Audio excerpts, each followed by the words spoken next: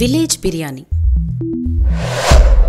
ఒక ఊర్లో సీను వేణు అనే ఇద్దరు స్నేహితులు ఉండేవారు. తల్లిదండ్రులు కష్టపడి సంపాదించిన డబ్బంతా ఖర్చు పెడుతూ, అరే మామ నాకు చాయ్ కావాలరా.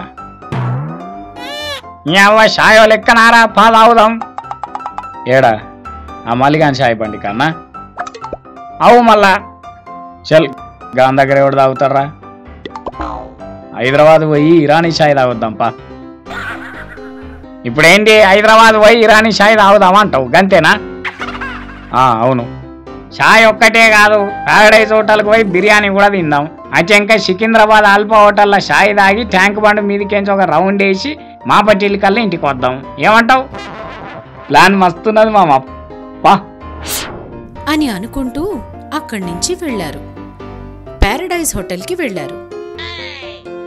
ఇగో కాక 2 చికెన్ బిర్యానీలు 2 మటన్ బిర్యానీలు చెప్పున పట్టుకొని రా. సార్ 2 నిమిషాలు అని అనుకుంటూ వెళ్లి అన్నీ తెచ్చాడు. బిర్యానీ తిని బిల్ కట్టి అక్కడి నుంచి ఆల్ఫా హోటల్లో చాయ్ తాగి ట్యాంక్ బండ్ మీద తిరిగి సాయంత్రానికి ఇంటికొచ్చారు. సీను పొద్దుటి నుంచి ఎడిగిపోయినావురా? నేను ఎడిగిపోయినా, ఊళ్ళోనే ఉన్నా. అట్లనా? పొద్దుటి నుంచి కనబడకపోతేవేమరా మరి? ఏంది ఇప్పుడు ఏమైందని వదులుతున్నావు అని అనుకుంటూ లోపలికెళ్ళాడు. నేను వదులుతున్నానా అని నోరు తెరుచుకొని నిలబడ్డాడు. అతని భార్య లక్ష్మి, ఇప్పుడేమైందని, ఏం చేసిండాడు అడుగుపో నీ కొడుకునే అని అనుకుంటూ బయటికెళ్ళాడు. ఇలా సీను వేణు ఏమనిపిస్తే అది చేస్తూ ఉండేవారు. ఒకరోజు సీను వేణు మరికొంతమంది కుర్రాళ్ళు ఊర్లో ఓ చెట్టు కింద కూర్చుని మాట్లాడుకుంటూ ఉన్నారు. అరే సీను, ఎంతైనా పెట్టి పుట్టినరా మీరు, ఏదంటే అది చేస్తురు. ఏదంటే అది చేసేదందుకు పెట్టి పుట్టాలన్నారా? కష్టపడే తెలివి ఉండాలి, ఖర్చు పెట్టే బుద్ధి ఉండాలి, గంతే. మీ ఈ కష్టపడే మొహాలేనా అసలు? అయ్యవ్విచ్చిన ఆస్తిని దొబ్బి తినేటోళ్ళ లెక్కగా పడుతున్నారు ఈ ఊరోళ్ళందరికీ. అరే ఒక్క 10 దినాలు ఆగు బిడ్డ, మేము అంటే ఏందో చూపిస్తాం.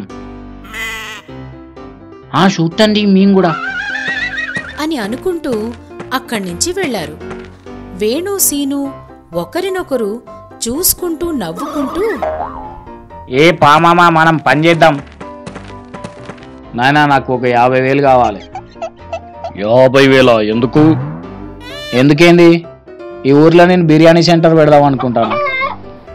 ఆ మాట విని నాన్న షాక్ అయిపోయాడు.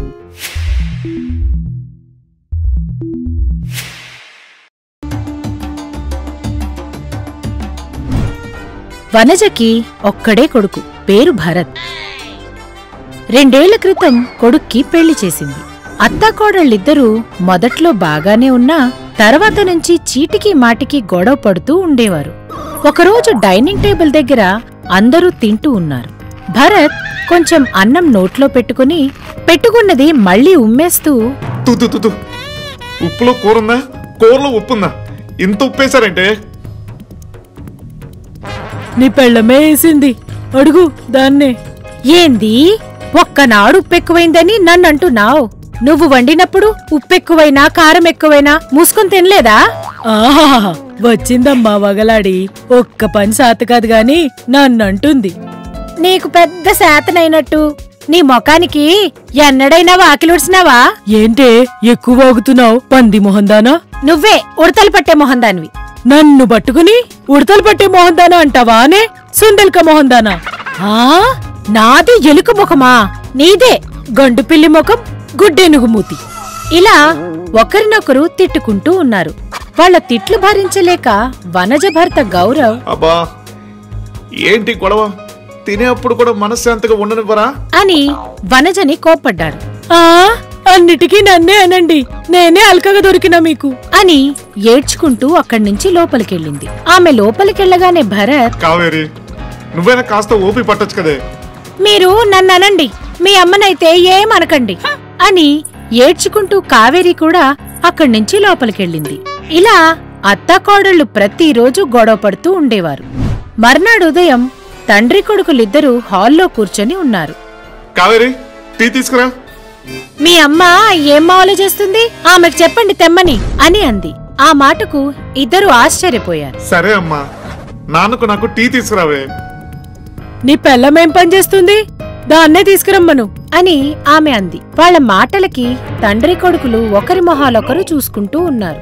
మనకి ఛాయ్ ఇచ్చే వాళ్ళు ఎవరు లేరు నాన్న అని అనుకుంటూ పేపర్ తీసుకుంటూ ఉండగా భరత్కి పేపర్లో ఒక పాంప్లెట్ కనిపించింది. ఏంటా అని ఆ పాంప్లెట్ తీసుకుని చూశాడు. ఉత్తమ అత్త కోడల పోటీ, గెలిచిన వారికి కాకా షాపింగ్ మాల్లో ఫ్రీ షాపింగ్ అని ఇంట్లో అందరికీ వినిపించేలా చదివాడు. భరత్ చదివింది విన్న ఇద్దరు అత్తాకోడళ్ళు పరిగెత్తుకుంటూ వచ్చి, టీ అడిగావు కదా, నేను తీసుకొస్తా ఉండు నాయనా. లేదత్తమ్మా, మీరు కూర్చోండి, మీ ముగ్గురికి నేనే తీసుకొస్తా అని అంది. ఆ మాటలకి తండ్రి కొడుకులిద్దరూ ఆశ్చర్యపోయారు. ఒకరి మొహాలొకరు చూసుకుని, ఇందాక ఏదో చదివావు, ఇంకోసారి చదువు నాయనా.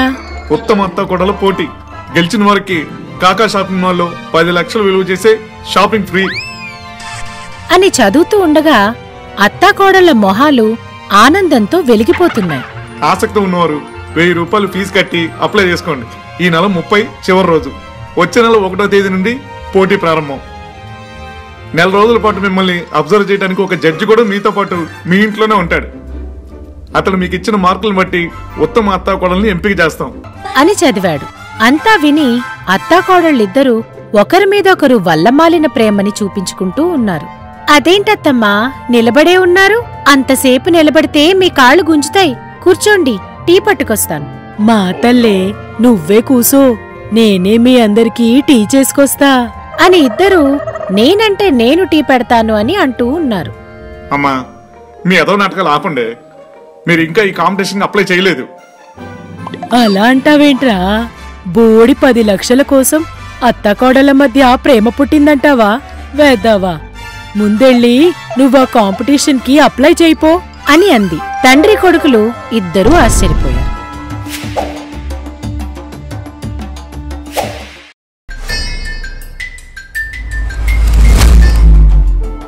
ఉత్తమ అత్తాకోడళ్ల కాంపిటీషన్ అనగానే అత్తాకోడలిద్దరూ ఎలా ప్రవర్తించారో ఇంతకు ముందు వీడియోలో మనం చూసాం.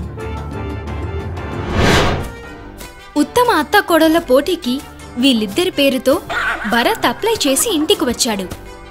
1వ తేదీ ఉదయాన్నే కిషోర్ అనే అతను వీళ్ళ ఇంటికొచ్చాడు. అందరూ కలిసి తింటూ ఉన్నారు. కావేరి వడ్డిస్తూ ఉంది.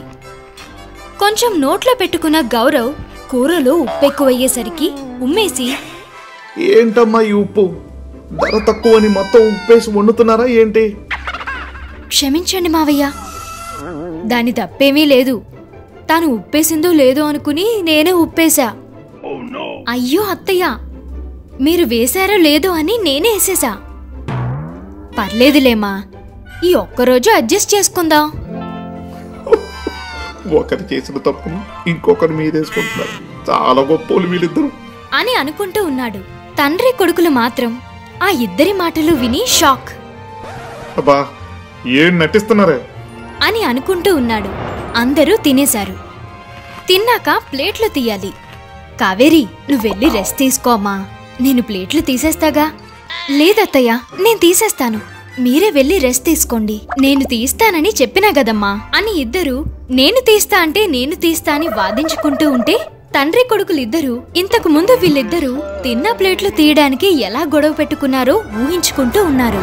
అందరూ తిన్నారు. వనజ తినేసి ఆ ప్లేటులోనే చేతులు కడుక్కుని లేచి వెళ్తుంటే ఆ ఎంగిలి గిన్నె ఎవడు తీస్తాడనుకున్నావు? ఏం మావులు చేస్తావు నువ్వు? తీ, నీ ఎంగిలి గిన్నెలు తీనీకా మా అవ్వగారి 1,00,000 కట్నం ఇచ్చి నీ కొడుకుతోని పెళ్లి చేసింది. 1000 రూపాయలు సీర పెట్టనీకి మనసు రాలేదు కానీ 1,00,000 కట్నం తెచ్చిందట. నీ ముఖానికి అదే ఎక్కువ అని ఇద్దరు గొడవ పడుతూ ఉన్నారు. గౌరవ్, భరత్ ఇద్దరు చెవులు మూసుకున్నారు. ఎలాంటి వాళ్ళు ఎలా అయ్యారు నాన్న? కలికాలం రా, కలికాలం అని అనుకుంటూ ఉంటే కిషోర్ మాత్రం అత్తాకోడళ్ల ప్రేమకి మనసులో మెచ్చుకుంటూ ఉన్నాడు. Very good, very good. అత్తాకోడళ్ళు ఇలా పనులన్నీ నేను చేస్తా అంటే నేను చేస్తా అని పోటీపడి చేస్తూ ఉన్నారు. ఒకరోజు, అమ్మా 10వ తేదీ మనం ఫంక్షన్కి వెళ్ళాలి కదే, గుర్తుందా? అర్రే మరిసేపోయినా. కావేరి అని కావేరిని పిలిచింది. ఏంటత్తమ్మా చాయ్ దేవాలనా? లేదు, ఇట్రా. కావేరి వచ్చి వాళ్ళ ముందు నిలబడింది. నిలబడ్డావే, కూర్చో. మీకు నా మీద కోపం ఉంటే కొట్టండి, అంతేకాని ఇలా అత్తగారి ముందు కూర్చో అని మాత్రం అనకండి. శాఖలో ఉత్తమ కోల్డ్ అంటే ఈమెనే. అత్తగారికి ఎంత మర్యాద ఇస్తుంది అని అనుకుంటూ ఉన్నాడు.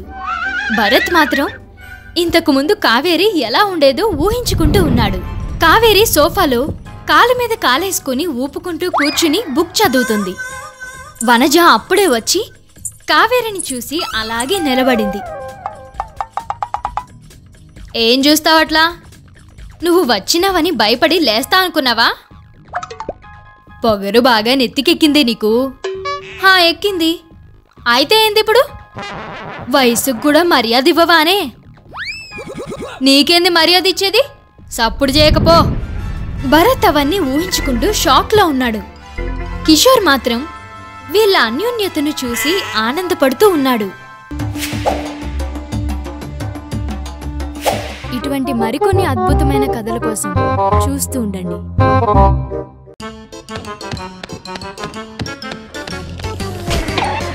కాకా టీవీ.